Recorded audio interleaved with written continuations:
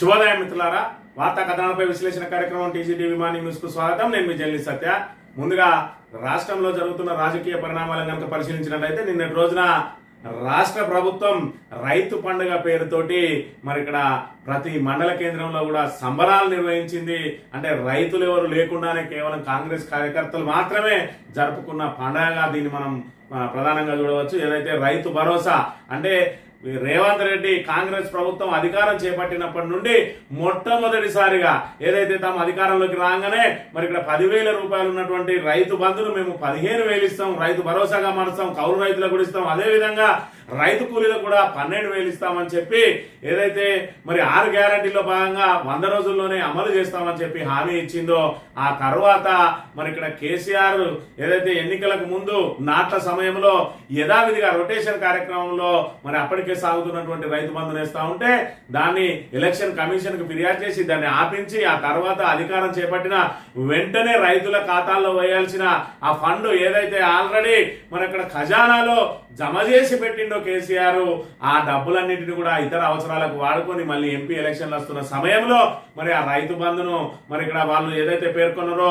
ఇప్పుడు తీసుకుంటే 5,000 మేము వచ్చిన తర్వాత 7,500 అని రైతు బంధు ఆపిందని చెప్పి ఎక్కడ రైతులు తమ మీద తిరగబడతారో అని చెప్పి మరి ఇక్కడ నువ్వు రాగానే 7,500 ఇస్తామని నమ్మబలికి ఆ తర్వాత 2 నెలలు తాత్సారం చేసి అదే కేసీఆర్ ఇచ్చినటువంటి ఆ ఫండ్ను వాడుకొని మళ్ళీ వేరే దగ్గర నుంచి మరి ఇక్కడ జమ చేసుకొని ఎన్నికలు వచ్చిన ఎంపీ ఎలక్షన్లలో రైతు బంధు కనుక వేయకపోతే ఖచ్చితంగా తమకు మరి ఇక్కడ ప్రతికూల పరిస్థితులు ఉంటాయని చెప్పి అదే 5,000 వేసి ఆ తర్వాత మంత్రివర్గ ఉపసంఘం పేరుతోటి సంవత్సరం పాటు మరి ఇక్కడ కాలం వెల్లదీసి ఆ తర్వాత 7,500ను 6,000కు కుదించి ఈ రోజు అది కూడా ఎవరికి పూర్తి స్థాయిలో ఇవ్వకుండా ముందు రబీ మరి ఇక్కడ చూసుకున్నట్టయితే దానికంటే ముందు ఖరీఫ్ లో ఎగబెట్టి రబీలో మరి ఇక్కడ 4 ఎకరాల వరకు వేసి ప్రప్రథమంగా ఏదైతే మరి రేవంత్ రెడ్డి ప్రభుత్వం ఇప్పుడు అధికారం చేపట్టిన తర్వాత ప్రప్రథమంగా రైతు భరోసా అందరికంటే చెట్లకు పుట్టలకు మరి ఇక్కడ గతంలో ఏదైతే గగ్గోలు పెట్టిండ్రు 20 ఎకరాల ఉన్నోళ్ళకి ఎందుకు 30 ఎకరాలకు ఉన్నోళ్ళకి ఎందుకు అని చెప్పి మరి ఇప్పుడు మాత్రం చెట్లకు పుట్టలకు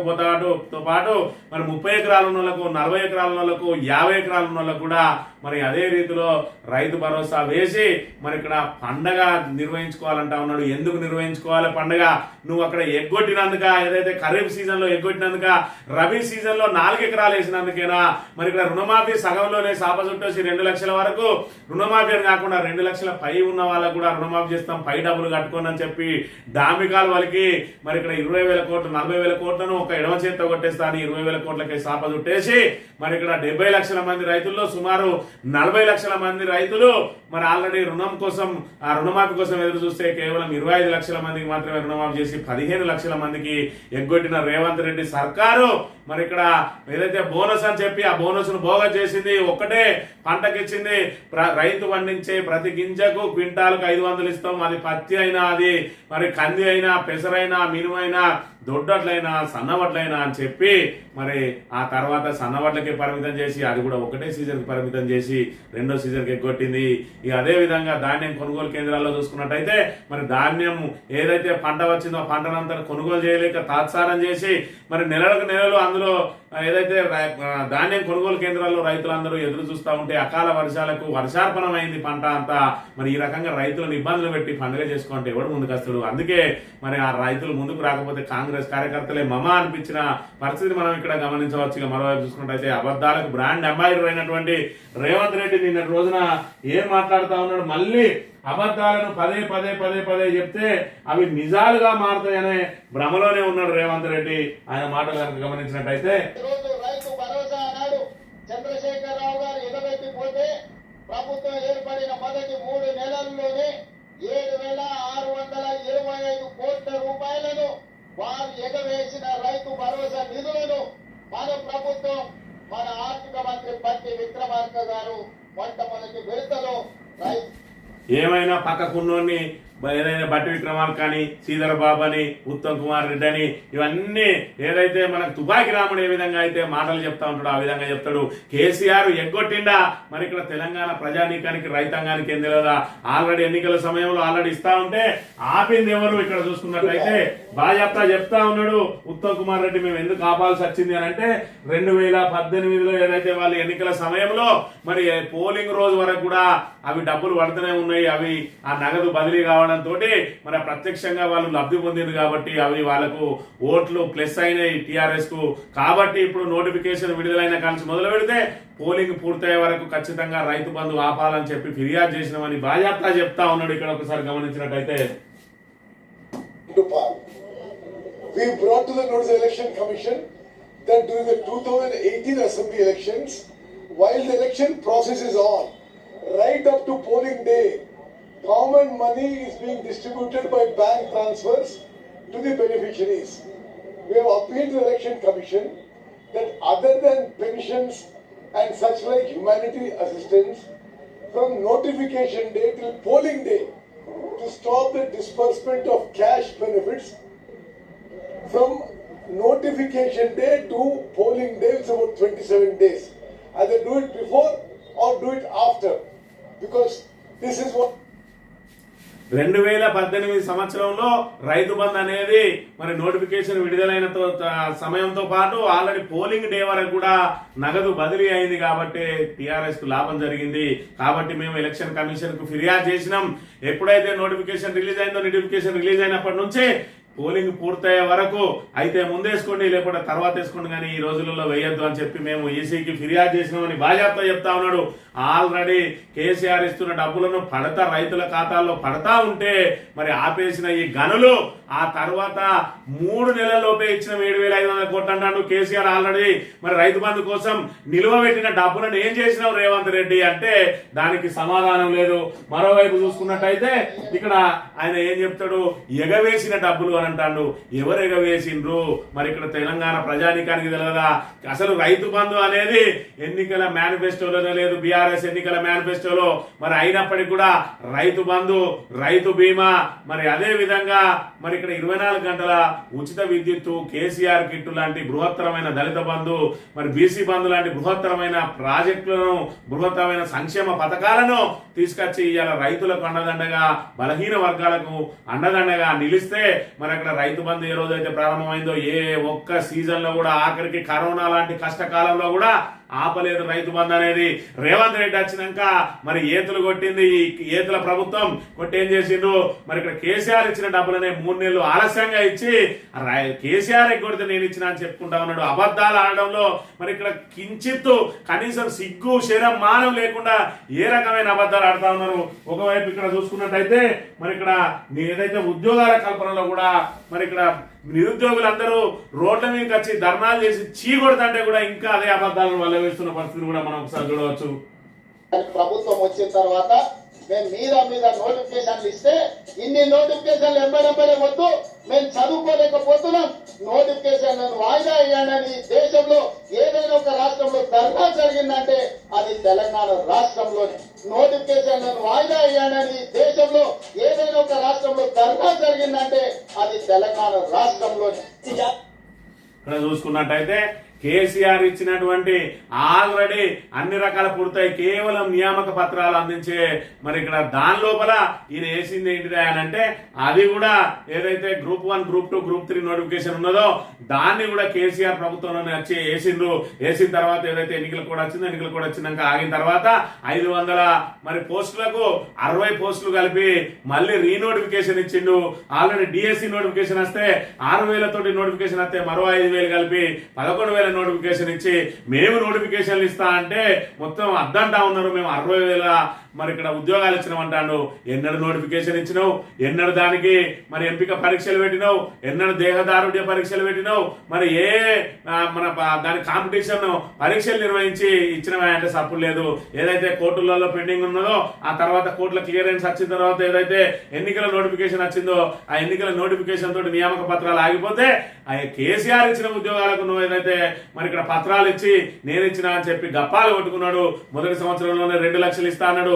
2 లక్షలు కాదు కదా 2,000 ఉద్యోగాలు కూడా ఇయ్యని దుస్థితి నెలకొన్నదని చెప్పి నిరుద్యోగులే ఆరోపణలు చేస్తున్న పరిస్థితిని మనం ఇక్కడ ప్రధానంగా గమనించాలి. కేసీఆర్ ఇచ్చిన నోటిఫికేషన్ తప్ప ఒక్క నోటిఫికేషన్ ఇవ్వలేదు. ఇప్పటి వరకు జాబ్ క్యాలెండర్ లేదు. మరి ఏ వేదిక ఎక్కినా కూడా మరి ఏదైతే నిరుద్యోగులే నోటిఫికేషన్లు అద్దంటాను అని చెప్పి అబద్ధాలను ఏ విధంగా ప్రచారం చేస్తా ఉన్నాడో నిరుద్యోగుల మాటల్లోనే విన్నట్టయితే క్యాలెండర్ చెప్పకుండా నోటిఫికేషన్ చెప్పకుండా అసలు నిరుద్యోగులు ధర్నాలు నడిచి ఆపణ చేస్తారు. ఈ రోజు మేము నోటిఫికేషన్ ఇవ్వండి అని ధర్నా చేస్తా ఉన్నాం. ఈ రోజు మీరు 2 లక్షల ఉద్యోగాలు భర్తీ ఎక్కడని ధర్నా చేస్తా ఉన్నాం. ఈ రోజు మీరు రాహుల్ గాంధీ ప్రియాంక గాంధీ ఇచ్చిన హామీ ఎటుపోయిందని ధర్నా చేస్తా ఉన్నాం. 10 స్థానాలు గెలిచిన మీ ఎమ్మెల్యేలు 64 స్థానాలు గెలిపించిన ఈ నిరుద్యోగులకి మీరు ఏం చేసినని ధర్నా చేస్తా ఉన్నాం. మీ మాటలు మమ్మల్ని ఇబ్బంది పెడుతున్నారని ధర్నా చేస్తున్నాం. ఎక్కడైనా ప్రతి సభలకు వెళ్తుండో సభలకు పోతే విద్యార్థులు జాబులు వస్తే ధర్నా చేస్తుంటారు తప్ప అదే విద్యార్థులు మీకు జాబులు ఎక్కువైతున్నాయని చెప్పి ధర్నా చేస్తున్నారని చెప్తుంది ప్రతి సభలో చెప్తుండో. అసలు ఇలాంటి అబద్ధపు మాటలు ఎందుకు చెప్తాడో ఏమో అసలు నాకు అర్థం అదే నువ్వు ఒక రాష్ట్రానికే హెడ్ ముఖ్యమంత్రి మీరే అబద్ధపు మాటలు మాట్లాడితే మేమేం చేయాలి చెప్పండి. మిస్టర్ ముఖ్యమంత్రి, మీరు రివర్స్ క్యాలెండర్ జాబ్ ఇమ్మీడియట్ గా ఇవ్వాలి. ఎన్నికల్లో మేనిఫెస్టో ఇచ్చిన 2 లక్షల ఉద్యోగాలు భర్తీ చేయకపోతే ఇది కథ. నిరుద్యోగులేమో ఒకవైపు ఉద్యోగాలు మహాప్రభు అని చెప్పి రోడ్ల మీద తిరుగుతా అంటే ఈయనేమో మరి ఏదైతే ఈయనను చిట్ చాట్ లో విలేకరులు అడిగిన ప్రశ్నలకు సమాధానం చెప్పి నేను చెప్పదలుచుకుందని చెప్తాడు, బయటికి వెళ్ళిపోతాడు. కాబట్టి నేను అడిగేటోళ్ళు ఎవరు ఉండరని చెప్పి అబద్ధాలను పదే పదే పదే పదే వల్ల వేస్తాడు. కేసీఆర్ ఇచ్చే రైతు బంధును ఆపేసి 3 నెలల పాటు కాంట్రాక్టర్లకు పప్పు బెల్లం లాగా పంచిపెట్టి ఆ 3 నెలలు మళ్ళీ ఎంపీ ఎలక్షన్లు వస్తున్నాయి అనగా అవిటిని పండు జమ చేసి అవిటిని రైతులకు ఇచ్చి మేము రాగానే 7,500 ఇస్తామన్న మాట మర్చిపోయి 5,000 ఇచ్చిండు. చెట్లకు పుట్టలకు మరి ఇక్కడ రియల్ ఎస్టేట్లకు అన్నిటికి ఇస్తాడు. మరి 20 ఎకరాలు 30 ఎకరాలు 50 ఎకరాలు ఉన్న వాళ్ళకు కూడా ఇస్తాడు. మల్లారెడ్డి వాళ్ళకు కోట్ల రూపాయలు పోయినాయి అంటాడు. ఇవాళ నువ్వేందుకు వేసినావు? అందరికి నీ మంత్రివర్గ ఉపసంఘం ఎటువైంది? మరి ఇక్కడ సాగు చేసే రైతులకే ఇస్తాను. అసలు సాగు భూమి ఎంత, సాగుగాని భూమి ఎంత అనేది లెక్కలేవి ప్రజల ముందు ఎందుకు ఉంచుతలేవు? మరి ఇక్కడ నువ్వు 5 ఎకరాలకు ఇస్తావా 10 ఎకరాలకు ఇస్తావా అన్న నీ కటాఫ్ ఏది అంటే స్థానిక సంస్థల ఎన్నికలు వస్తున్నాయి కాబట్టి దాని ముందట మరి ఇక్కడ వీళ్ళందరికీ రైతు భరోసా ఇచ్చి మళ్ళీ మనం ఇచ్చేది సచ్చేది ఉన్నదా మళ్ళా అసెంబ్లీ ఎన్నికల ముందు చూసుకుందామన్న సందంగా ఉన్నది. అందుకే మరి ఇక్కడ రాష్ట్రంలో ప్రతి ఒక్కరు కూడా ఒకటే చెప్తా ఉన్నారు. ఈ రోజు రైతులు కూడా అదే చెప్తా ఉన్నారు. కేసీఆర్ ఉన్నప్పుడు నాట్లకు మధ్య రైతు బంధు వస్తే ఇవాళ ఓట్లకు మధ్య రేవంత్ రెడ్డి రైతు భరోసా ఇస్తా ఉన్నాడు. మరి రేవంత్ రెడ్డి మాటలు ఏ విధమైన అబద్ధాలను ఎంత వల్లెవేస్తాడు అనే దానికి ఇక్కడ ప్రధాన తార్కాణంగా చూసుకోవచ్చు. మరి ఇక్కడ ఏదైతే రైతు డిక్లరేషన్ పేరుతోటి మరి ఇక్కడ ఏదైతే ప్రజల ఆకాంక్షలు అమరవీరుల ఆశయాలకు అనుగుణంగా తెలంగాణ రాష్ట్రాన్ని ఇచ్చింది కాంగ్రెస్ పార్టీ. కానీ ప్రస్తుత కేసీఆర్ దొరపాలనలో తెలంగాణ రైతులు దగాబడ్డారట. దానికోసం వరంగల్ డిక్లరేషన్ ఇచ్చిపోయింది సోనియా గాంధీ. ఏమని డిక్లరేషన్ ఇచ్చింది? మరి కాంగ్రెస్ ప్రభుత్వం ఏర్పడిన వెంటనే 2 లక్షల రైతు రుణమాఫీ ఏకకాలంలో చేస్తా అన్నారు. మరి రుణమాఫీ కోసం ఇప్పటికి కూడా రైతులు చెప్పులది చూస్తా తిరుగుతా ఉన్నారు. అదే విధంగా మరి ఇక్కడ అది రాక మనస్తాపం చెంది ఆత్మహత్యలు కూడా చేసుకుంటున్న పరిస్థితి. ఇక రైతు భరోసా భూమి ఉన్న రైతులతో పాటు కౌలు రైతులకు కూడా ఏడాదికి ఎకరాకు 15,000 మరి ఇక్కడ 12,000 కుదిర్చిండు. అది మరి ఇక్కడ 2 సంవత్సరాలు కాబోతా ఉన్నది. ఇగో ఈ టైంలో ఇప్పుడేసి రైతు పండుగ చేసుకుని అంటా ఉన్నాడు. మరి ఇక్కడ ఏంటంటే మేము డబ్బులు ఇచ్చిన రోజే మీకు పండుగ అన్న సందంగా ఉన్నది. మళ్ళీ ఇచ్చేది లేదు సచ్చేది లేదు కాబట్టి ఇక ఇప్పుడు వచ్చినాయి. మరి ఇక్కడ ప్రభుత్వ సొమ్ము మీకు బాకీ ఉన్నది. ఏదైతే ఈ ఎకరాకు 6,000 పండుగ చేసుకొని అంటారు. మరి కౌలు రైతులకు ఏదైనా అంటే ఆ రోజు అన్నాడు. మరి ఇక్కడ ఒక విలేకరు స్పష్టంగా అడిగిండు. మరి ఇక్కడ రైతుకు కౌలు రైతుకు ఇద్దరికి ఒకటే ఎకరానికి ఎట్టిస్తారంటే రైతుకు పోతుంది కౌలు రైతుకు పోతుంది అన్నాడు. ఇవాళ చూసుకున్నట్టయితే మరి కౌలు రైతుకు ఎట్లు ఇస్తారు ఒక్కరికే వాళ్ళిద్దరే తేల్చుకోవాలంటా ఉన్నారు. ఎంత దగా ప్రభుత్వం అనేది దీని ద్వారా తేడదలమైంది. అదేవిధంగా భూమి లేని ఉపాధి కూలీలకు 12,000 వచ్చినాయా ఇప్పటి వరకు ఎవరికైనా వచ్చినాయా అనే విషయాన్ని చెప్పాలి. మరి మొన్నటికి మొన్న ఏదైతే పైలట్ విలేజ్ గా తీసుకొని గీలకి ఎత్తామని ఒక మరి ఏదైతే వాళ్ళ పేర్లు అయితే తీసుకున్నారు కానీ ఇప్పటి వరకు డబ్బులు పడ్డ పరిస్థితి అయితే లేదు. ఇక అన్ని పంటలను మెరుగైన మద్దతు ధరతోటి ప్రభుత్వం కొనుగోలు చేస్తుంది అన్నాడు. మరి కొనుగోలు చేసిండా అని అంటే మొన్న ధాన్యం కొనుగోలు కేంద్రాల్లో చూసినాం. రైతుల ఆర్తనాదాలు రోడ్ల మీద ఎక్కి రాస్తారోకలు చేసి మరి ఏదైతే అకాల వర్షాలకు 2 సార్లు 3 సార్లు తడిచి రైతులు ఏ విధంగా మరి అడిగోస పట్టరు అనేది మనం కళ్ళారా చూస్తున్నాం. ఇక వివిధ రకాల కారణాలతో పంట నష్టపోతే పంటల బీమా అన్నాడు. ఆ పంటల బీమా కాదు, ఇంతకుముందు ఉన్న రైతు బీమా కూడా లేదు అని అంటే ఇంక మరి మొగోడు ఏం పెట్టినాయంటే రైతు కూలీలకు భూమి లేని రైతులకు సైతం రైతు బీమా పథకం వర్తింపజేస్తారట.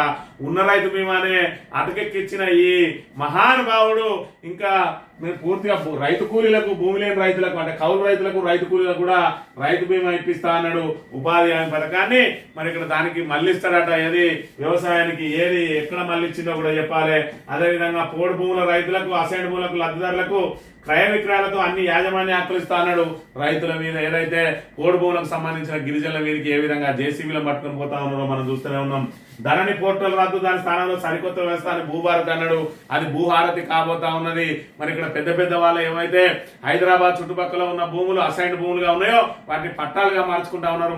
మొన్న రఘునందన్ రావు 176 ఎకరాలను ఏ విధంగా అసైన్డ్ భూములను పట్టాలుగా మార్చుకొని మరి దాని చుట్టూ కంచె వేసుకున్నాడో ఇదంతా మనకు తెలిసిన విషయమే. ఇక నకిలీ విత్తనాలు, పురుగు మందుల మీద మరి ఏదైతే ఉక్కుపాదం మోపి పీడీ యాక్ట్ కేసులు అన్నాడు. ఏదైతే కాటారం మండలంలో మరి ఇక్కడ పెద్ద ఎత్తున నకిలీ విత్తనాలు కాంగ్రెస్ నాయకులు చేస్తే వాళ్ళ మీద తూతు మంత్రంగా కేసు పెట్టి మరి ఇక్కడ వాళ్ళకి బెయిలేబుల్ కేసులు పెట్టి వదిలేసింది. ఎందుకు వాళ్ళ మీద పీడీ యాక్ట్ అమలు చేయలేదు అని అంటే దానికి సమాధానం లేని పరిస్థితి కూడా మనం ఇక్కడ గమనించాలి. ఇక ప్రతి ఎకరాకు సాగునీరు అందేలా నిర్దిష్ట సమయంలో అసంపూర్ణ ప్రాజెక్టులు పూర్తి చేస్తారట. ఏ ఒక్క ప్రాజెక్ట్ అయినా పూర్తి చేసిందా? కనీసం కాళేశ్వరంలో ఏదైతే ఒక పిల్లర్ గుంగి మరి ఇక్కడ మేడిగడ్డలో ఒక పిల్లర్ గుంగిందో దాన్ని మరి ఇక్కడ నిరర్ధకం అని చెప్పి దాని మీద కుట్రలు అన్ని బీఆర్ఎస్ మీద బురద జల్లే కార్యక్రమంలో భాగంగా మరి ఇక్కడ ప్రాజెక్టుల గేట్లు తెరిచి మరి దాంతో పాటు అన్నారం సుందిల మీద కూడా కుట్రవన్నీ ఈ 2 ప్రాజెక్టులు కూడా పనికిరావని చెప్పి మరి నీటినంటిని కిందికి వదిలేసి ఇవాళ రైతాంగానికి మరి తీరని అన్యాయం చేస్తా ఉన్నాడు. గోదావరిని ఎడారిగా మార్చున్న పరిస్థితి కూడా మనం ఇక్కడ ప్రధానంగా గమనించాలి. రైతు కమిషన్ ఏర్పాటు చేస్తారట రైతు సమస్యల పరిష్కారం కోసం. మరి ఇక్కడ రైతు కమిషన్ కాదు కానీ మన రైతుకు సంబంధించి అది వేసింది వాళ్ళ నాయకునికి ఏదో అలొకేషన్ ఒక ఉద్యోగం రావడానికి అయితే వేసిన పరిస్థితిని మనం ఈ విధంగా గమనించవచ్చు. ఈ రకంగా అబద్ధాలతోటి మరి గద్దెనెక్కి ఈ రోజు మరి అదే అబద్ధాలను వల్లెవేస్తూ ఎంతటి మరి ఇక్కడ ప్రజలంటే పిచ్చోళ్ళు అన్న చందంగా కేసీఆర్ ఎగ్గొట్టిండి అని చెప్పి అసలు రైతు బంధు లాంటి బృహత్తరమైన పథకాన్ని ఈ రోజు ప్రవేశపెట్టి రైతులకు వెన్నుదన్నుగా నిలిచి రైతులకు 24 గంటల కరెంట్ ఇచ్చి మరి మిషన్ కాకతీయ ద్వారా మరి ఇక్కడ చెరువులతోటి మరి ఇక్కడ భూగర్భ జలాలు పెంచి అదేవిధంగా సాగునీరు అందించి కాళేశ్వరం లాంటి బృహత్తరమైన ప్రాజెక్టును కట్టి ఇవాళ దాని ద్వారా రిజర్వాయర్లు ఏర్పాటు చేసి రాష్ట్ర వ్యాప్తంగా సాగునీరు, తాగునీరు అదేవిధంగా పరిశ్రమలకు, వాణిజ్య అవసరాలకు మరి సరిపడా నీటి నిల్వల నుంచి ఈ రోజు తెలంగాణను అభివృద్ధి పథంలో దూసుకుపోతా ఉంటే కాళేశ్వరాన్ని ఎండబెట్టి మరి ఇక్కడ రైతుల నోట్లో మట్టి కొట్టి ఇంకా అబద్ధాలతోటే కాలం వెల్లదీస్తున్న రేవంత్ రెడ్డికి మరి ఏ విధంగా బుద్ధి చెప్పాలన్నది తెలంగాణ ప్రజలే ఆలోచన చేసుకోవాలి. ఇక పింఛన్ వాటాలో మంచినాట 2.2 లక్షల మంది ఉద్యోగులకు కాంగ్రెస్ సర్కార్ బ్రోకరా కంట్రిబ్యూషనరీ పెన్షన్ స్కీమ్ సొంత ఖర్చులకు మళ్లింపు 11 నెలలుగా ఉద్యోగుల వాటా తన వాటా జమ చేయని ప్రభుత్వం ఇప్పటికే 2600 కోట్లకు పైగా నష్టపోయిన రాష్ట్ర ప్రభుత్వ ఉద్యోగులు నెలకు 200 కోట్లు చెల్లించకుండా రేవంత్ సర్కార్ తాత్సారం భవిష్యత్తులో పెన్షన్ మొత్తం తగ్గే ప్రమాదం, ఉద్యోగుల ఆందోళన, సిపిఎస్ రద్దు హామీని అటకెక్కించి భవిష్యత్తుతో బంతాట, డిఏ ఏరియర్ సైతం వాయిదా పద్ధతిలో జమ చేస్తున్న ప్రభుత్వం అని చెప్పి ఒకవైపు మరి ఇక్కడ ప్రభుత్వ ఉద్యోగులందరూ కూడా మా పెండింగ్ డిఏలన్నీ ఇచ్చేయాలి. మరి ఏదైతే రిటైర్మెంట్ కార్మికుల బెనిఫిట్స్, రిటైర్మెంట్ ఉద్యోగుల బెనిఫిట్స్ కూడా మరి సత్వరం చెల్లించాలంటే మరి ఇక్కడ ఏదైతే కాంట్రిబ్యూటరీ పెన్షన్ స్కీమ్ ఏదైతే ఉన్నదో ఇటు ఉద్యోగుల నుంచి ఎంత అయితే కట్ అవుతుందో అంత ప్రభుత్వం జమ చేయాలి. మరి ఇక్కడ ప్రభుత్వం జమ చేయకపోగా మరి నెలకు 200 కోట్లు ఏవైతే ఉన్నాయో ఉల్టా వాడుకుంటా ఉన్నది. దీంతో భవిష్యత్తులో వాళ్ళ పెన్షన్ మొత్తం మరి దెబ్బతినే ప్రమాదం ఉన్నది. ఈ రకంగా ఎల్ల చూసినా కూడా డబ్బులను వాళ్ళకు వంచాల్సింది పోయి వాళ్ళ డబ్బులను ఏ విధంగా వాడుకుంటా ఉన్నది. ఇప్పుడు చూసుకున్నట్టయితే ఆర్టీసీ మరి ఇక్కడ కేసీఆర్ తీసుకున్న నిర్ణయాలతోటి ఆర్టీసీ పురోగతిలో పోతే ఇవాళ ఉచిత బస్సు పథకం అమలు చేస్తామని చెప్పి మరి నెల దానికి డబ్బులు జమ చేస్తామని చెప్పి ఈ రోజు ఆర్టీసీని దివాలా తీసే పరిస్థితి కూడా తీసుకొచ్చిండు. ఇక్కడ ప్రభుత్వ ఉద్యోగుల డబ్బులు వాడుకుంటా ఉన్నారు. ఇక్కడ చూసుకున్నట్టయితే డిఎంఎఫ్టీ నిధులన్నీ కూడా మళ్ళీపోతా ఉన్నాయి. మరి ఎక్కడ రూపాయి దొరికితే అక్కడ లాగేస్తా ఉన్నాడు రేవంత్ రెడ్డి అనే విషయాన్ని మనం ఇక్కడ గమనించాలి. మరోవైపు చూసుకున్నట్టయితే మరి ఏ ప్రాజెక్టును పూర్తి చేయలేదు, ఏ కొత్త కట్టడం కట్టలేదు, పెండింగ్ ప్రాజెక్టులు పూర్తి చేయలేదు, కొత్త ప్రాజెక్టులు మొదలెట్టలేదు. కానీ మన అక్కడ చూసుకున్నట్టయితే ఏదైతే మరి మూసీ నది ప్రక్షాళన కోసం మాత్రం 1,50,000 కోట్లు పెడతా అని చెప్పి ఊగులుతున్న పరిస్థితిని మనం ఇక్కడ గమనించాలి. స్థానిక ఎన్నికల మీద నేడు తీర్పు రాబోతా ఉన్నది. 7.5 కాలయాపనపై పిటిషన్లు హైకోర్టులో ఇప్పటికే ముగిసిన వాదనలు అని చెప్పి మరి ఇక్కడ హైకోర్టులో వివిధ అప్పటిన్న సర్పంచులు మరి దాని మీద పిటిషన్లు వేసిండ్రు. మరి 6 నెలలలోపు ప్రజాప్రతినిధులు మరి ఏదైతే మన పదవీ కాలం పూర్తయిన తర్వాత ఆ పాలక వర్గం గడువు పూర్తయినాక 6 నెలల లోపు మరి ఖచ్చితంగా పాలక వర్గాన్ని నియమించాలని చెప్పి రాజ్యాంగంలో ఉన్న మరి దాన్ని అధికరణను ఎందుకు అమలు చేయడం లేదని చెప్పి హైకోర్టు ప్రశ్నించింది. ఫిబ్రవరిలో ఎన్నికలు పెడతామని చెప్పి నువ్వు దానికోసమే జనవరి 26వ తేదీనే మొత్తం మందికి మేము రైతు భరోసా ఇస్తామన్నాడు. ఆ రోజు చూసుకున్నట్టయితే దాన్ని మార్చి 31 వరకు అన్నాడు. 4 ఎకరాల వరకు వేసిండు. స్థానిక సంస్థల ఎన్నికలు నిర్వహించే మరి అవకాశం లేదని చెప్పి అది అక్కడికి రైతు భరోసా ఆపేసిండు. మళ్ళీ కోర్టు మొట్టికాయలు పెడుతుందని చెప్పి మళ్ళీ ఇప్పుడు రైతు భరోసా నాటకం ఆడి ఇప్పుడు అందరికీ రైతు భరోసా వేసిండు. కానీ స్థానిక సంస్థల విషయంలో మాత్రం మళ్ళీ భయం పట్టుకున్నది రేవంత్ రెడ్డికి. మరి ఇక్కడ కోర్టు ఆదేశిస్తే ఖచ్చితంగా నిర్వహించాలి. మరోవైపు చూసుకుంటే ఎలక్షన్ కమిషన్ మరి ఇక్కడ వీళ్ళు ఎప్పుడైతే సంసిద్ధత వ్యక్తం చేస్తే 60 రోజుల్లోపు స్థానిక సంస్థల ఎన్నికలన్నీ పూర్తి చేయడానికి మేము సిద్ధంగా ఉన్నామని చెప్పి ఈసీ ఏదైతే డిక్లరేషన్ ఇచ్చింది, ఈ రోజు తీర్పు ఉన్నది. మరి ఇక్కడ వాళ్ళకు నెల రోజుల్లో 2 నెలల్లోనో మొత్తం పూర్తి చేయాలని చెప్పి కనుక ఆదేశాలు ఇస్తే, లేదంటే ఫలానా రోజులోపు నోటిఫికేషన్ విడుదల చేయాలని చెప్పి కనుక ఆదేశాలు ఇస్తే మరి ఇక్కడ ఎన్నికలు నిర్వహించక తప్పని పరిస్థితి ఉన్నది. దానికోసమే ఎందుకైనా మంచిదని రైతు భరోసా వేసి పెట్టిండు. అయినప్పటికీ కూడా ప్రభుత్వానికి ఇంకా నమ్మకం రావడం లేదు. ఈ రైతు భరోసా నిధులన్నీ కూడా ఓట్ల కోసం వేస్తాడు రేవంత్ రెడ్డి అనేది ప్రతి ఒక్కరికి తెలిసిపోయింది. కాబట్టి రైతు సంబరాలలో చూసుకున్నట్టయితే ఏ రైతు కూడా వచ్చి మాకు రైతు భరోసా వచ్చిందని సంబరాలు చేసుకున్న పరిస్థితులు లేవు. మరి దాంతో ఇక్కడ ఆయనకు భయం పట్టుకున్నాడట. దాంతో ఏం చేస్తా ఉన్నాడు, ఎన్నికల బాధ్యత నుంచి తప్పుకున్న రేవంత్ ప్రజల్లో వ్యతిరేకత తప్పదని తెలివిగా వెనక్కి జిల్లాల ఇన్ఛార్జ్ మంత్రులపైన అభ్యర్థుల భారం. స్థానిక ఎన్నికల్లో గెలుపు కష్టమైన సంకేతాలు. పిసిసి రాజకీయ వ్యవహారాల కమిటీ భేటీలో ముఖ్యమంత్రి వ్యాఖ్యలే ఇందుకు నిదర్శనం అని చెప్పి మరి ఇక్కడ చెప్తున్న పరిస్థితి. ఏదైతే స్థానిక ఎన్నికలకు సంబంధించి ఆయా జిల్లాలకు సంబంధించి ఎవరైతే ఇన్ఛార్జి మంత్రులు ఉన్నారో మరి పూర్తి బాధ్యత మీదే. అక్కడ మరి మన సంఖ్య పెరిగే విధంగా, మనకు అత్యధిక సీట్లు వచ్చే విధంగా చూసుకోవాల్సిన బాధ్యత మీదే అని చెప్పి మరి ఇక్కడ పూర్తిగా ఒక రాష్ట్రానికి నాయకత్వం వహించే వ్యక్తిగా మరి ప్రభుత్వ పెద్దగా బాధ్యత వహించాల్సిన రేవంత్ రెడ్డి బాధ్యత నుంచి తప్పుకున్నాడు అని అంటే ఇంటెలిజెన్స్ నివేదికలు ఏ విధంగా వచ్చినాయి, ఖచ్చితంగా మీరు మరి ఏదైతే 6 గ్యారంటీలలో పెట్టి మోసం చేసి ఇప్పుడు ప్రతి మహిళకి 2500 ఇవ్వలేదు, ప్రతి పెళ్ళైన ఆడబిడ్డలకు తులం బంగారం ఇవ్వలేదు, ప్రతి విద్యార్థిని స్కూటీ ఇస్తానని ఇవ్వలేదు, విద్యా భరోసా కార్డు ఇవ్వలేదు, రైతు కూలీలకు కౌలు రైతులకు మరి ఇస్తాన డబ్బులు ఇవ్వలేదు, ఆటో డ్రైవర్లకు 12,000 ఇవ్వలేదు, మరి ఏదైతే పెన్షన్దారులకు 2,000 4,000 చేయలేదు. ఏ ఒక్కరు కూడా ప్రభుత్వ పరంగా సుముఖంగా లేరు. కాబట్టి ఎన్నికలు ఎప్పుడు వచ్చినా కూడా కాంగ్రెస్ కు బుద్ధి చెప్పడానికి తెలంగాణ ప్రజలు, రైతాంగం, అదేవిధంగా పెన్షన్దారులు, కార్మికులు, కర్షకులు అందరూ కూడా మరి ఇక్కడ బుద్ధి చెప్పడానికి సిద్ధంగా ఉన్నారు. కాబట్టి మరి ఇక్కడ ఈయన దాన్ని నెత్తి మీద వేసుకునే పరిస్థితి లేదు. దాంతో ఇన్ఛార్జ్ మంత్రుల మీదకి నెట్టి చేతులు దులుపుకుంటున్న పరిస్థితి కూడా మనం ఇక్కడ గమనించాలి. ఉత్తరానికి ఉత్తసేయట RRR నార్త్ కు నీళ్లు పరిహారానికి పైసా విడుదల చేయని సర్కార్. అనుమతులు ఇవ్వకుండా కేంద్ర సాగదీత ఆర్బిట్రేషన్ చుట్టూ బాధిత రైతుల చక్కార్లు. తాజాగా దక్షిణ భాగం అలైన్మెంట్ గ్రీన్ సిగ్నల్. కేంద్ర రాష్ట్ర ప్రభుత్వాల వైఖరితో గందరగోళం అని చెప్పి మరి RRR ను పూర్తి చేస్తానికి ఏదైతే మరి ఇక్కడ రీజనల్ రింగ్ రోడ్ కు సంబంధించి మరి ఇక్కడ ఏదైతే దక్షిణ భాగానికి సంబంధించి కేంద్రమే చేపడతా ఉన్నది. ఉత్తరం మేమే చేస్తామన్నారు, మరి చేస్తామన్నారు కానీ నిధులు అయితే ఇస్తలేరు.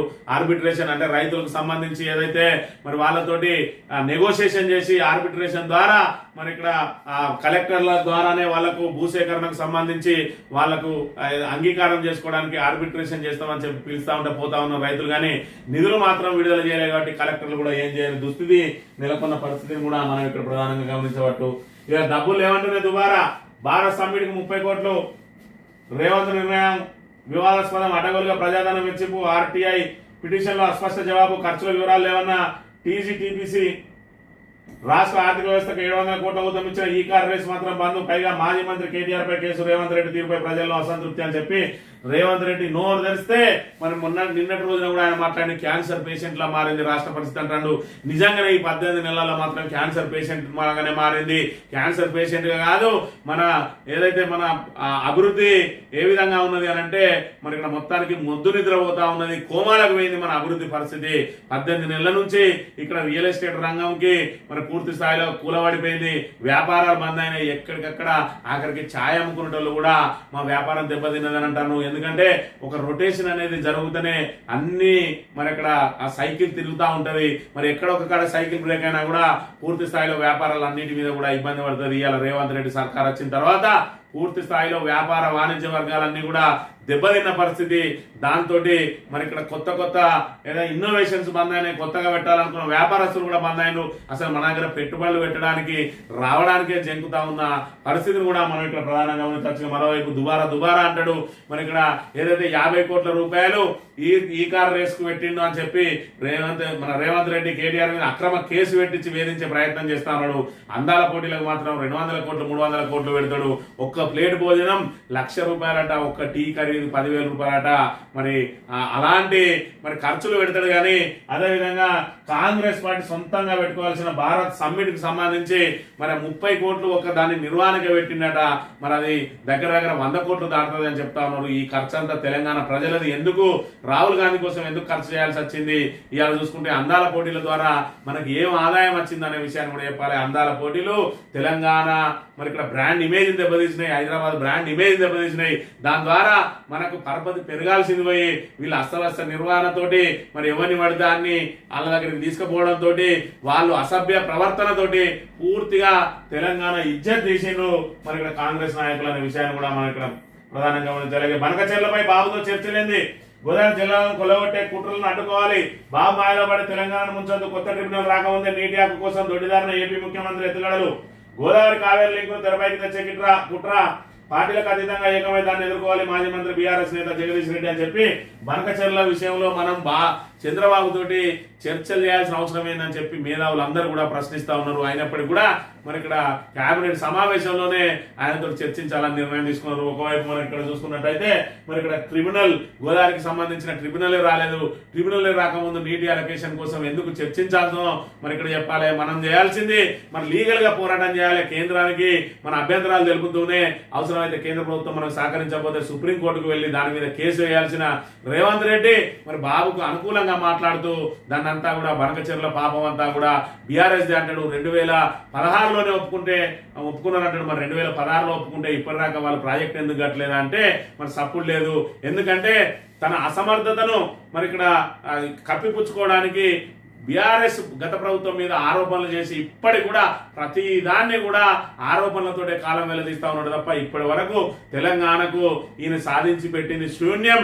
మరి ఆల్రెడీ రైతు బంధు వస్తా ఉన్నదాన్ని మేము రైతు భరోసా 15,000 ఇస్తామని చెప్పి మరి అది 15,000 ఇయ్యలేక చెతికిల పడి మరి ఇక్కడ రెండు పంటలకు ఎగ్గొట్టి మరి ఇక్కడ ఇప్పుడే ఏకైక కాలంలో అది కూడా తగ్గించి 7,500 6,000 చేసి దాన్ని ఇచ్చే పండుగ చేసుకోరు అంటా ఉన్న రేవంత్ రెడ్డి ఇక పరిపాలన మరి ఇక్కడ దానిలో వైవిధ్యం చూపిస్తున్నానంటే మనం భ్రమే అనుకోవాలి. మనకు ఏదైతే ఆల్రెడీ మరి ఇక్కడ ఫోర్స్ లో ఉన్నటువంటి సంక్షేమ పథకాలను అమలు చేసే దాన్ని గొప్పగా చెప్పుకుంటున్న రేవంత్ రెడ్డికి ఇంకా కొత్త పాలసీలు ఆయన తీసుకొచ్చిండు. యువ వికాసం పేరుతోటి ఇటు దళిత బంధును వీకేసిండు, ఇటు అదేవిధంగా మరి ఇక్కడ బీసీ బంధును వీకేసిండు.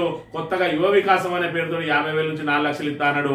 అది అమలు చేయలేక చెట్టుల పడి ఆ అప్లికేషన్లు అన్ని కూడా చెత్తపుట్టలేసిండు. మరి దానికోసం నిరుద్యోగులందరూ కూడా ఈ సర్టిఫికేట్ కావాలి ఆ సర్టిఫికేట్ కావాలని ఒక్కొక్కరు 500 నుంచి 1,000 రూపాయలు ఖర్చు చేసుకున్నారు.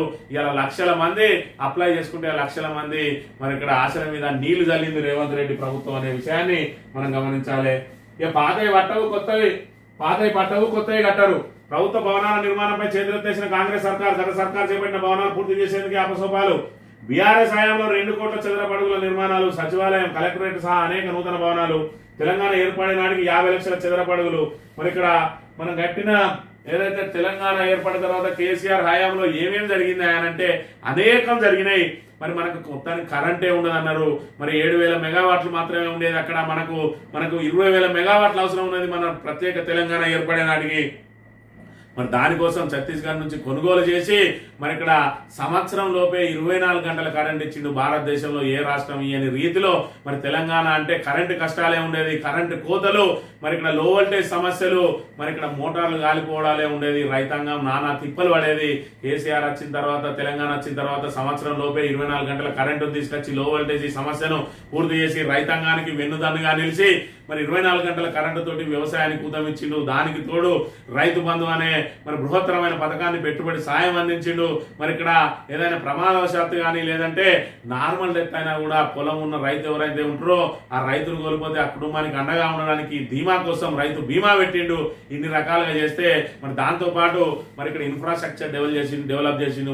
మొన్న సచివాలయం ఏదైతే కట్టిండో ప్రపంచవ్యాప్తంగా ఉన్న వాళ్ళందరూ అందాల పోటీలకు సంబంధించిన ఆ మగువలను కూడా తీసుకొస్తే వాళ్ళు అబ్బురపడ్డరు. మరి రేవంత్ రెడ్డి కట్టించినాక వాళ్ళు అపోహపడ్డరు ఏమో కానీ మొత్తానికైతే వాళ్ళు ఇది ఎవరు కట్టిందని చెప్పి ఆ రోజు అక్కడ ఆరాధించడం, దాన్ని మరి వాళ్ళు చూసిన ప్రతి ఒక్కదాన్ని ఇటు యాదాద్రి అయితేంది, ఇక్కడ టీ హబ్ అయితేంది, అదేవిధంగా కమాండ్ కంట్రోల్ సెంటర్ అయితేంది, ఇటు సచివాలయం అయితేంది, వాటన్నిటిని కూడా మరి ఇక్కడ వాళ్లకు వివరించినది ఎవరు కట్టిన అంటే కేసీఆర్ కట్టినని మరి అక్కడ ఉన్న అధికారులు చెప్పక తప్పని పరిస్థితి. దాంతో మరి ఇక్కడ ఈయన రేవంత్ రెడ్డి ఏదైతే కేసీఆర్ ఆనవాళ్ళని చెరిపేస్తా అని ఈయన 18 నెలల కాలంలో ఏ ఆనవాళ్ళను మరి ఇక్కడ ఏర్పాటు చేయలేదు, నిర్మాణం చేయలేదు. కాబట్టి కేసీఆర్ ఆనవాళ్ళనే సూచించక తప్పని దుస్థితి నెలకొన్నది. ఇవాళ చూసుకున్నట్టయితే మరి ఇక్కడ గతంలో కార్యాలయ భవనాలకు సంబంధించి 11,73,000 చదరపు అడుగులు ఉంటే మరి ఇక్కడ 90,55,000 చదరపు అడుగులకు పెంచుకున్నాం. అదేవిధంగా నివాస భవనాలు 18,70,000 ఉంటే మరి ఇక్కడ 60,90,000 వచ్చినాయి. దవాఖానాలు చూసుకున్నట్టయితే 20 లక్షలు ఉంటే 50 లక్షలు పెరిగింది. మొత్తం అప్పుడున్నంత 50 లక్షల చదరపు అడుగుల నుంచి మరి 2 కోట్ల చదరపు అడుగులకు కట్టడాలు కట్టుకున్నాం అనంటే ఇక్కడ ప్రతి జిల్లాకు అంటే 33 జిల్లాలకు మరి ఇక్కడ ఇంటిగ్రేటెడ్ కలెక్టరేట్లు కట్టిండు. అదేవిధంగా మెడికల్ కళాశాలలు ప్రారంభం చేసిండు, సచివాలయం కట్టిండు, టీ హబ్ కట్టిండు. అదేవిధంగా అనేక ప్రభుత్వ కార్యాలయాలు, ఎమ్మెల్యేలకు కూడా క్యాంప్ కార్యాలయాలు కట్టి మరి ఇక్కడ తెలంగాణను ఆత్మగౌరవంతో ముందుకు సాగే విధంగా తయారు చేసింది కేసీఆర్ అనే దానిలో సందేహం లేదనే విషయాన్ని కూడా మనం గమనించాలి. ఇక బనకచెర్లకు సంబంధించి పదే అబద్ధాలు అలా వేస్తున్న రేవంత్ రెడ్డిని మరి ఇక్కడ ఏదైతే హరీష్ రావు మరి ఇక్కడ బహిరంగ చర్చకు సిద్ధం రమ్మంటే మరి ఇక్కడ ఆయనతో చర్చించడానికి సబ్జెక్ట్ లేదు కాబట్టి లేదు మనం అసెంబ్లీలోనే చర్చిద్దాం రమ్మని అంటాడు. మరి వీళ్ళు మాట్లాడుతా అంటే మీరు కాదు కేసీఆర్ రావాలి, కేసీఆర్ వచ్చి నన్ను ఒక్కసారి అన్న తిట్టాలి, తిడితే నేను ఫేమస్ కావాలి. మరి ఇక్కడ కేసీఆర్ నా పేరే తిట్టలేడు కాబట్టి నన్ను ఎవరు ముఖ్యమంత్రిగానే చూస్తలేరు. ఆఖరికి మా రాహుల్ గాంధీ కూడా నాకు కనీసం అపాయింట్మెంట్ ఇస్తలేడు. ఒక్కసారి అన్న కేసీఆర్ వచ్చి మరి ఇక్కడ సభలో ఏం సంగతి రేవంత్ రెడ్డి అని నా పేరు ఉచ్చరిస్తే నన్ను మరి అక్కడ నేను జాతీయ స్థాయిలో నన్ను నా అధిష్టానం కూడా ఆదరిస్తుందన్న చందంగా ఉన్నది. నా పరిస్థితి చూసినట్టయితే సబ్జెక్టు లేదు. దానికి సంబంధించి అసలు బనకచెర్ల ఎక్కడ కడతారో తెలియదు. మరి ఇక్కడ ఏదైతే దేవాదుల ప్రాజెక్టు ఏ బేసిన్లు ఉన్నదో తెలియదు. ఇగో ఇలాంటి వ్యక్తులను నమ్ముకొని ఇవాళ తెలంగాణను తీసుకుపోయి ఆయన చేతిలో పెడితే మరి ఇక్కడ 23వ రాజు పులికేసి ఏ విధంగా అయితే చేస్తా ఉన్నాడో అంత అధ్వాన పాలన జరుగుతా ఉన్న తెలంగాణలో అనే విషయాన్ని మనం ఇక్కడ ప్రధానంగా చూడాలి.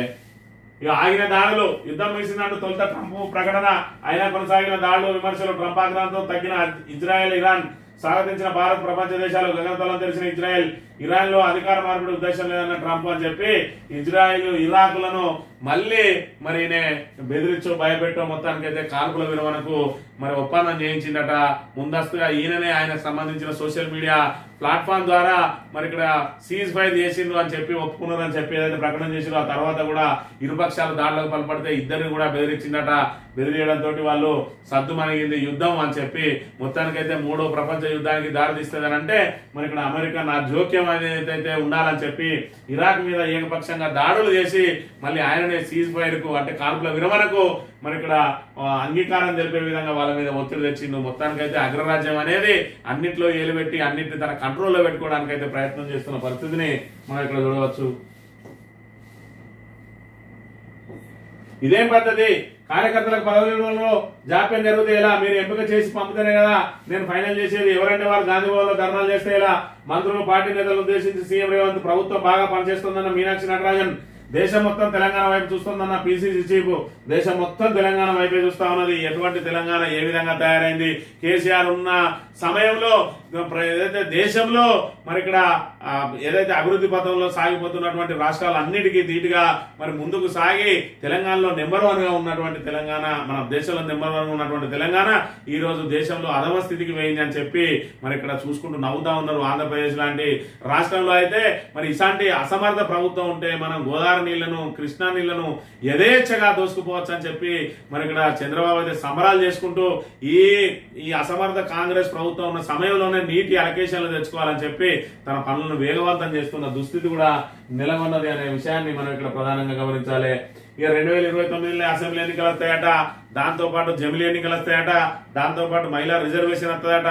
కాబట్టి డీలిమిటేషన్ కూడా అవుతుంది, మరి ఇక్కడ నియోజకవర్గాల సంఖ్య పెరుగుతుంది. కానీ అధికారంలో మాత్రం మనమే ఉంటామని మరి ఇక్కడ జాతకాలను నమ్ముకుంటా ఉన్నాడు. లేదంటే మరి ఏదైతే చంద్రబాబు నాయుడు ఉన్నప్పటి నుంచి మరి రాజశేఖర్ రెడ్డి ఉన్నప్పటి నుంచి కూడా 2004 నుంచి 2014 వరకు, మరి దానికంటే ముందు 94 నుంచి 2004 వరకు చంద్రబాబు నాయుడు, 2004 నుంచి 2014 వరకు రాజశేఖర్ రెడ్డి ఆధ్వర్యంలో కాంగ్రెస్ ప్రభుత్వం అధికారంలోకి వచ్చింది.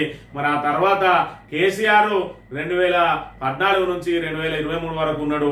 మళ్ళీ ఇప్పుడు కూడా మనం 2023 నుంచి 2033 వరకు మనమే ఉంటాం అని చెప్పి మరి ఆయన కార్యకర్తలకు ఏదైతే ఆ ఇంకే సెంటిమెంట్ ను చూపించే ప్రయత్నం చేస్తా ఉన్నాడు. మనం మంచి చేసినాం, మనకు మన పథకాలు, మనం 6 గ్యారంటీలు అమలు చేసినాం, మనం అనేక మరి రైతు సంక్షేమ పథకాలు చేస్తా ఉన్నాం, మరి ఇక్కడ పేదల కోసం అన్ని చేస్తా ఉన్నాం, మనం అధికారంలోకి వస్తామని చెప్పే మరి ఆ సబ్జెక్ట్ అయితే లేదు.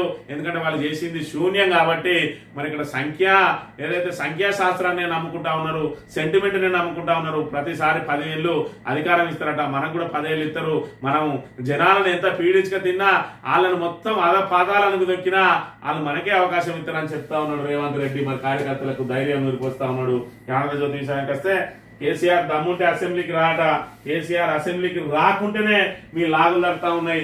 ఇంకా అసెంబ్లీకి రావాల్సిన నీలాంటి సబ్జెక్ట్ లేని దగ్గరికి, నీలాంటి అసలు నువ్వు ఏం మాట్లాడతావో తెలియని దగ్గరికి ఇవాళ పిచ్చోని చేతులు రాయి పెట్టినట్టు ఇవాళ తెలంగాణ తీసుకొచ్చి నీ చేతిలో పెట్టిండు. ఇవాళ నిన్న అసెంబ్లీకి వచ్చినా ఇంకెక్కడికి వచ్చినా నువ్వు కొత్తగా చేసేదేం లేదు, నీతో అయ్యేదేం లేదు. జనాలు ఆల్రెడీ మరి ఇక్కడ పొరపాటు చేసినాం, మనం ఖచ్చితంగా మరి ఇక్కడ 2028 రాక ఓపిక పట్టాల్సిందే. ఈ ప్రభుత్వాన్ని నామరూపాలు లేకుండా చేయాలని చెప్పి ఉవ్విళ్ళు ఉడతా ఉన్నారు. నేను ప్రజాక్షేత్రంలోనే మరి నీకు సంబంధించి ప్రజల ద్వారానే, ప్రజా పోరాటాల ద్వారానే నీ మెడలు వంచే ప్రయత్నం చేస్తారు, నీ అహంకారాన్ని దించే ప్రయత్నం చేస్తారు. నీకు ఏదైతే నీ అసెంబ్లీలోకి వస్తే మరి హరీష్ రావు, కేటీఆర్ లాంటి వాళ్ళనే మాట్లాడకుండా మైకులు కట్ చేస్తా ఉన్నావు. ఇవాళ కేసీఆర్ ఎప్పుడు వస్తాడా, ఎప్పుడు అవమానపరచాలనా అని చెప్పి ఉవ్విళ్ళు ఉడుతున్నావు. ఎందుకంటే తప్పులు చేసి జైలుకు పోయినావు, డ్రోన్ ఎగిరేసి వ్యక్తిగత గోప్యతకు సంబంధించి ఆ లోపల తొంగి చూసి జైలుకు పోయినావు. ఇవాళ చూసుకున్నట్టయితే ఓటుకు నోటు కేసులు దొరికి జైలుకు పోయినావు. ఒక్కసారన్నా నేను కేసీఆర్ ను అవమానం చేయాలని చెప్పి నోటికి వచ్చినట్టు మాట్లాడుతున్నదాన్నే ప్రజలు చీత్కారం చేస్తా ఉన్నారు. రాబోయే రోజులలో నిన్ను ఓటుతోటే నిన్ను ఎత్తులు పెట్టుకున్న కాంగ్రెస్ ను భూస్థాపితం చేయడానికి ప్రయత్నం చేస్తా ఉన్నారు అనే విషయాన్ని మనం ఇక్కడ ప్రధానంగా గమనించాలి. బనకచెర్లపై కేంద్రానికి వెళ్తామంట, ప్రత్యేక బృందంగా వెళ్ళాలని ఏపీ నిర్ణయం. మనమేమో మీనమేషాలు లెక్క పెట్టుకుంటూ బనకచెర్లకు వాళ్ళు కట్టుకొని అన్న చందంగా రేవంత్ రెడ్డి ఏదైతే అసమర్థతతోటి మరి ఇక్కడ మనం చూసుకుంటా ఉంటే ఆయననేమో వడివడిగా అడుగులు వేసుకుంటూ వెళ్ళిపోతున్న పరిస్థితిని కూడా మనం ఇక్కడ ప్రధానంగా గమనించాలి. నా ఫోన్ పై నిఘాట మరి ఇక్కడ ఈటల రాజేందర్ ను నిన్న రోజున ఫోన్ ట్యాపింగ్ కు సంబంధించి ఆయనను విచారణ చేసిండు. ఆ విచారణలో నా ఫోన్ మీద కూడా నిఘా పెట్టిరు అని చెప్తున్న పరిస్థితిని మనం ఇక్కడ ప్రధానంగా గమనించవచ్చు. ఈనాడు దినపత్రిక విషయానికి వస్తే అసెంబ్లీలో చర్చిద్దాం. ఎందుకంటే బయటకు వస్తే అందరూ మాట్లాడచ్చు, అసెంబ్లీలో అయితే నేను ఒక్కనే మాట్లాడచ్చు. నేను స్పీకర్ కు మైక్ వేయమంటే మైక్ ఎత్తాడు, మీది మైక్ బంద్ చేయమంటే బంద్ చేస్తాడు. నా మైక్ ఎప్పటికీ ఆన్లైన్ ఉంటుంది, నేను ముఖ్యమంత్రి కాబట్టి నేను నోటికి వచ్చింది మాట్లాడచ్చు, నోటికి వచ్చిన అబద్ధాలన్నీ అసెంబ్లీలో మాట్లాడచ్చు. బయట మాట్లాడితే అందరికి మైకులు ఉంటాయి కాబట్టి నేను బయటకు రాను, అసెంబ్లీలో అయితేనే మాట్లాడతా అని చెప్పి మరి రేవంత్ రెడ్డి శుద్ధులు వలుకుతున్న పరిస్థితిని కూడా మనం ఇక్కడ ప్రధానంగా గమనించవచ్చు. బనకచెర్లపై ఎక్కడైనా చర్చకు సిద్ధం, రేవంత్ రెడ్డి మీ హామీలు అమలయ్యేదాకా వెంటబడతాం. హామీల గురించి ప్రశ్నించడానికి రేవంత్ రెడ్డి మాపై ఇష్టారాజ్యంగా మాట్లాడుతున్నారు. మేము సమయాన్ని పాటిస్తాం, మీరు ఇచ్చిన హామీలు అమలయ్యేదాకా మేము వెంటబడుతూనే ఉంటాం, మీ అబద్ధాల పుట్టను బద్దలు కొడదామంటూ సీఎం రేవంత్ రెడ్డిపై మాజీ మంత్రి బారాస నేత హరీష్ రావు మండిపడ్డారు. ముఖ్యమంత్రి రేవంత్ రెడ్డి మంగళవారం చేసిన వ్యాఖ్యలను ఖండించిండు. ఆయనకు వ్యాఖ్యలను ఖండించుడు కాదు, ఆయనకు ఎన్ని చెప్పినా దున్నపోతు మీద వాన పడ్డట్టే తప్ప మరి ఇక్కడ ఆయనకు సమర్థంగా పరిపాలన చేయడానికి ఆయనకు అనుభవం లేదు, అదేవిధంగా ఒక విజన్ లేదు. మరి ఇక్కడ చూసుకున్నట్టయితే ఆయన ఇచ్చిన హామీలు ఎట్టి పరిస్థితుల్లో అమలయ్యే అవకాశం లేదు. ఎన్నికల ముందే చెప్పిండు. ఇవి కూడా రాష్ట్ర ఆర్థిక వ్యవస్థ గురించి పూర్తిగా తెలుసు, రాష్ట్ర ఆర్థిక పరిస్థితి గురించి పూర్తిగా తెలుసు, మన ఆదాయం ఏందో మన వ్యయం ఏందో తెలుసు. మనది ఇప్పుడే పురుడు పోసుకున్న తెలంగాణ, దాన్ని ఇప్పుడిప్పుడే మనం డెవలప్ చేసుకుంటా ఉన్నాం, అన్ని ఇన్ఫ్రాస్ట్రక్చర్ సమకూర్చుకుంటా ఉన్నాం. అన్నింటినీ కూడా మరి ఒడిదొడుకులు లేకుండా నడపాలంటే ఇటు సంక్షేమం ఇటు అభివృద్ధి సమపాలలో ముందుకు పోవాలి. మరి పూర్తిగా ఇప్పటికే దేశంలో ఎక్కడ కూడా అమలు కానన్ని సంక్షేమ పథకాలను అమలు చేస్తా ఉన్నాం. ఇంకా కూడా మనం పెంచుకుంటూ పోతామనంటే రాష్ట్ర ఆర్థిక వ్యవస్థ గాడిలో అది పూర్తిగా చతికిల పడుతుందని చెప్పి ఆ రోజు కేసీఆర్ చిలుకగా చెప్పిండు. అయినా కూడా ఏమాత్రం అనుభవం లేని ఏమాత్రం చిత్తశుద్ధి లేని వాళ్ళ మాటలు నమ్మి ఇవాళ మోసపోతే తెలంగాణ గోసపడతా ఉన్నది. మరి ఇంకా కూడా కాంగ్రెస్ కే ఓటేస్తే ఇంకా అదో గతి పాలైతాయి. స్థానిక సంస్థల ఎన్నికల్లో కనుక ఖచ్చితంగా కాంగ్రెస్ కు బుద్ధి చెప్పకపోతే మనం ఇంకా నానా ఇబ్బందులు పడాల్సి వస్తుంది. ఈ రైతు భరోసా కేవలం ఇక్కడ రైతులను ఏమార్చే ప్రయత్నంలో భాగంగానే ఈ రోజు రైతు భరోసా వేసిండ్రు. మరి ఇక్కడ కేసీఆర్ నాటక మధ్యలో వేస్తే ఈయన ఓట్లకు మధ్యలో వేస్తా ఉన్నాడు. ఓట్ల కోసమే వీళ్ళు నాటకాలు ఆడుతున్నారనే విషయాన్ని మనం ఇక్కడ గమనించాలి. మరి స్థానిక సంస్థల ఎన్నికల్లో కనుక మళ్ళీ కాంగ్రెస్ కు అనుకూలంగా తీర్పు వచ్చినట్టయితే మేము చెప్పిందే వేదం చేసిందే శాసనం అనే విధంగా మరి ఖచ్చితంగా ఇంకా మనలో ఉక్కు పాలనతో అణచివేస్తా ఉంటాడు. గిరిజనుల రైతుల మరి భూములు లాగేసుకుంటా ఉన్నారు. హైడ్రా పేరుతోటి ఎక్కడికక్కడ మరి కూల్చివేతలు జరుగుతూ ఉన్నాయి. అవి మండలాల్లోకి పట్టణాల్లోకి కూడా విస్తరిస్తా ఉన్నది. గోదావరిఖాన్ లాంటి పట్టణంలో విచ్చలవిడిగా కూల్చివేతలు జరుగుతా ఉన్నాయి. ఏ ఒక్కరికి కూడా ₹1 నష్టపరిహారం ఇచ్చిన పాపాన పోవడం లేదు. రాక్షస పాలన సాగుతా ఉన్నది. యథేచ్ఛగా దోపిడీలు సాగుతా ఉన్నాయి. మన వనరులన్నీ దోపిడీకి గురైతా ఉన్నాయి. మంత్రిలో అయితే దోపిడీకి కాదేది అనర్హం అన్నట్టు ఇసుక, మట్టి, ఎర్రమట్టి, గుట్టలు, మరి బియ్యము ఏది పడుతుంది, చెరువు మట్టి ఏది పడుతుంది విచ్చలవిడిగా దోసుకుపోతా ఉన్నారు. ఈ నేపథ్యంలో కాంగ్రెస్ కు బుద్ధి చెప్పాలంటే ఖచ్చితంగా ఎన్నికలు ఎప్పుడు వచ్చినా కాంగ్రెస్ ను భూస్థాపితం చేయడమే ప్రధాన లక్ష్యంగా పెట్టుకోవాలి. సబ్బండ వర్గాలు కూడా మరి ఇక్కడ ఏదైతే మనం ఇబ్బందులు పడతా ఉన్నామో వాళ్ళు ఎలక్షన్ల సమయంలో వచ్చి మరి ఇక్కడ ఓటుకు నోటిచ్చి మన ఓటు దండుకొని మనల్ని ఏ విధంగా మరి తొక్కి పెడతారు అనేది మనకు అనుభవంలోకి వచ్చింది. కాబట్టి ఇకనైనా ఓటుకు నోటిస్తే నోటు తీసుకోవాలి, ఓటు మాత్రం బుద్ధి చెప్పాలనే విషయాన్ని ప్రతి మరి ఇక్కడ సబ్బండ వర్గాలు గుర్తుంచుకోవాలని కోరుతూ ఇది ఈ రోజు మార్నింగ్ న్యూస్. రేపు వద్దాం. Thank you very much.